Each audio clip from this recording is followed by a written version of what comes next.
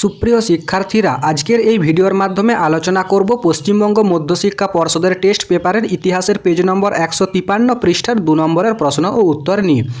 ইতিপূর্বে মধ্যশিক্ষা পর্ষদের টেস্ট পেপারের ইতিহাসের আগের সেটগুলোর 2 নম্বরের প্রশ্ন ও উত্তর নিয়ে আলোচনা করেছি।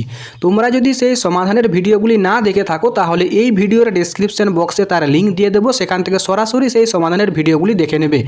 এখন তোমরা পেজ নম্বর 153 পৃষ্ঠায় ইতিহাসের যে 2 নম্বরের প্রশ্নগুলি রয়েছে সেই প্রশ্ন ও উত্তরগুলি লক্ষ্য করো। প্রথম প্রশ্ন রয়েছে 3.1, নিম্ন বর্গের ইতিহাস চর্চা বলতে কি বোঝায়? সমাজে যারা তথাকথিত অন্তজ ও দলিত নামে পরিচিত সেই সব শ্রেণীর মানুষদের কথা ও কাহিনী এই ধরনের ইতিহাস চর্চার বিষয়বস্তু। যুগ যুগ ধরে চলে আসা এই সব মানুষের ঐতিহ্য, সংস্কৃতি, নবাগত সংস্কৃতির সঙ্গে তাদের বিরোধ এবং পরিণামে বিক্ষোভ, বিদ্রোহ নিয়ে এক শ্রেণীর ঐতিহাসিকেরা গবেষণা করেন। রণজিৎ গুহ, গৌতম ভদ্র প্রমুখ এই শ্রেণীর ঐতিহাসিক। পরের প্রশ্ন রয়েছে 3.2, আত্মজীবনী কিভাবে ইতিহাসের উপাদান হিসেবে ব্যবহৃত হতে পারে? আত্মজীবনী হলো এক ধরনের অউপন্যাসধর্মী সাহিত্য, যেখানে রচয়িতা নিজের জীবন ও সমকালীন বিভিন্ন ঘটনার বিবরণ পেশ করেন। যে কোনো স্মৃতিকথা কিংবা আত্মজীবনীতে ব্যক্তি জীবনের আখ্যানের সঙ্গে জড়িয়ে থাকে বিশেষ এক সামাজিক সাংস্কৃতিক ঘটনা ও রাষ্ট্রের আখ্যান। এই কারণেই এগুলি হয়ে ওঠে ইতিহাসের উপাদান। 3.3, মেকলে মিনিট কি? থমাস ব্যাবিংটন মেকলে ছিলেন governor general lord William Bentinck এর আইন সচিব ও general committee of public instruction বা জনশিক্ষা কমিটির সভাপতি। মেকলে ব্যক্তিগতভাবে ছিলেন পাশ্চাত্য শিক্ষার সমর্থক। তিনি 1835 খ্রিস্টাব্দে 2 ফেব্রুয়ারি governor general lord William Bentinck এর কাছে ভারতে পাশ্চাত্য শিক্ষার প্রসারের পক্ষে যে মিনিট বা প্রস্তাব পেশ করেন তা মেকলে মিনিট নামে পরিচিত।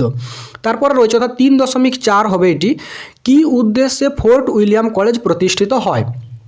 ওয়েলেসলি 1800 খ্রিস্টাব্দে কলকাতায় ফোর্ট উইলিয়াম কলেজ প্রতিষ্ঠা করেন। তার উদ্দেশ্য ছিল ভারতে চাকরি করতে আসা ইউরোপীয়দের ভালো করে প্রশিক্ষণ দেওয়া।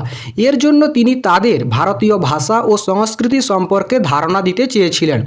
ফোর্ট উইলিয়াম কলেজে তাদের এই প্রশিক্ষণ দেওয়া হতো। 3.5, ডেভিড হেয়ার বিখ্যাত কেন? ভারতে পাশ্চাত্য শিক্ষা বিস্তারের ক্ষেত্রে স্কটল্যান্ড নিবাসী ঘড়ি ব্যবসায়ী ডেভিড হেয়ার অন্যতম। তিনি প্রথম কলকাতায় একটি আধুনিক ইংরেজি শিক্ষা প্রতিষ্ঠান স্থাপনের কথা চিন্তা করেন। এরই ফলশ্রুতিতে 1817 খ্রিস্টাব্দের 20 জানুয়ারি স্থাপিত হয় হিন্দু কলেজ।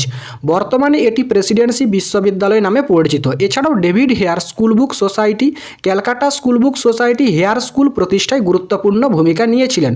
নারী শিক্ষার প্রসারে তিনি যথেষ্ট উৎসাহী ছিলেন। 3.6, নব্যবঙ্গ গোষ্ঠী কাদের বলা হয়?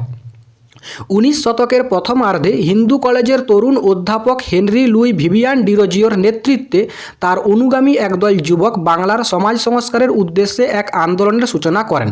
ডিরোজিও ও তার অনুগামী ছাত্রমণ্ডলী নব্যবঙ্গ গোষ্ঠী নামে এবং তাদের উদ্যোগে পরিচালিত আন্দোলন নব্যবঙ্গ আন্দোলন নামে পরিচিত।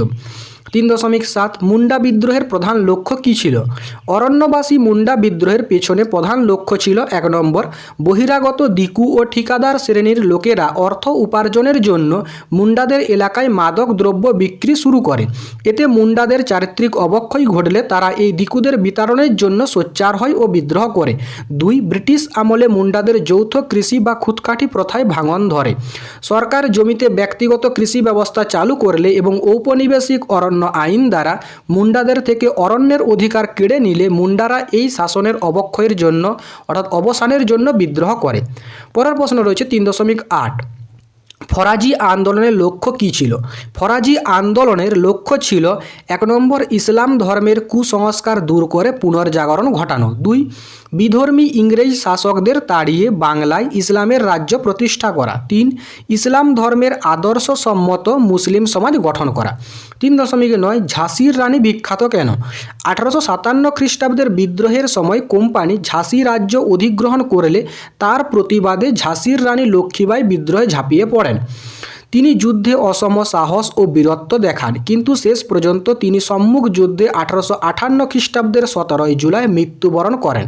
3.10 শিক্ষিত বাঙালি সমাজ কেন 1857 বিদ্রোহকে সমর্থন করেননি? শিক্ষিত বাঙালি সমাজ বিভিন্ন কারণে 1857 খ্রিস্টাব্দের বিদ্রোহের বিরোধিতা করেছিল।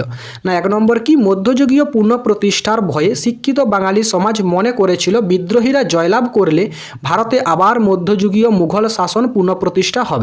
তারা মধ্যযুগীয় মুঘল শাসনের ঘোরতর বিরোধী ছিল। 2, শিক্ষিত বাঙালি সমাজ ছিল আধুনিক শিক্ষা ও সংস্কারের সমর্থক।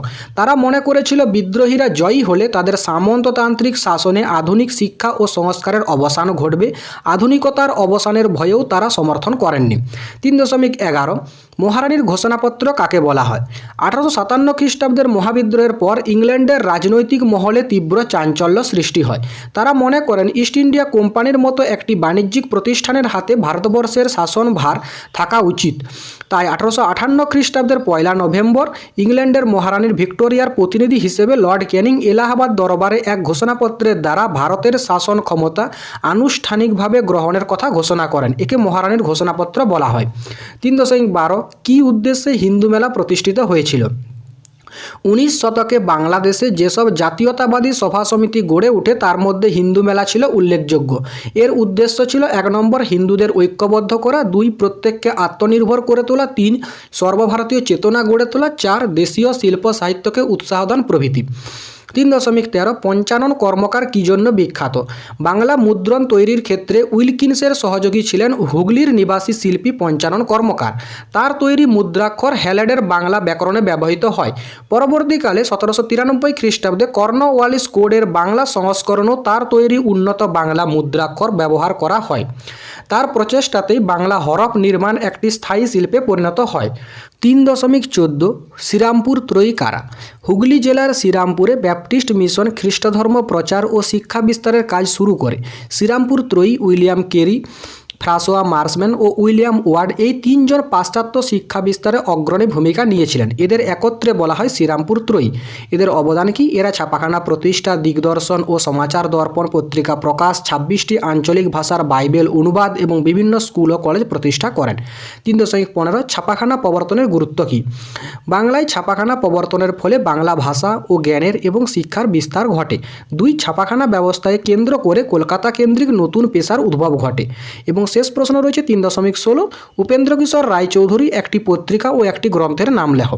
উপেন্দ্রকিশোর রায়চৌধুরীর একটি পত্রিকা হলো সন্দেশ এবং একটি গ্রন্থ হলো ছেলেদের রামায়ণ।